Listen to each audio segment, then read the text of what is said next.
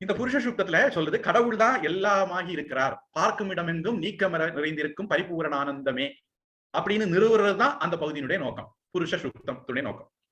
எல்லா தலைகளும் அவன் தலைகள் தான். சகசிரம்னா 1000 மட்டும். இந்தியாவில் மக்கள் தொகை 130 கோடி ஆச்சா, மீதி எல்லாம் கணக்கு விட்டு கணக்கு பண்றது நினைக்காதீங்க.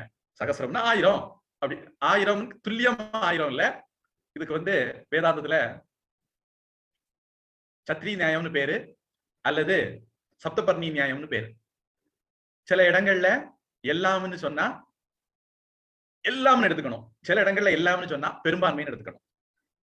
சமஸ்கிருதத்தை பொறுத்த வரைக்கும் 3 அப்படின்னு சொன்னாலே பன்மைதான்.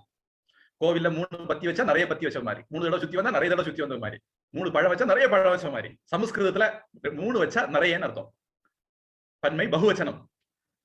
அதனால அவருக்கு 3 சைவர் போட்ட 1000 நம்பரா வச்சிருக்காங்க. அந்த 1000க்கு அர்த்தம் நிறைய, எல்லாம்னு அர்த்தம். எல்லா தலைகளும் அவர் தலைகள் தான், எல்லா கண்களும் அவர் கண்கள் தான், எல்லா பாதங்களும் அவர் பாதங்கள் தான் அப்படின்னு லிஸ்ட் போயிட்டே இருக்கு. அந்த வரிசையில் அது எப்பொழுதும் இருக்கிறதும் இறைவனே அப்படின்ட்டும் சொல்லுது.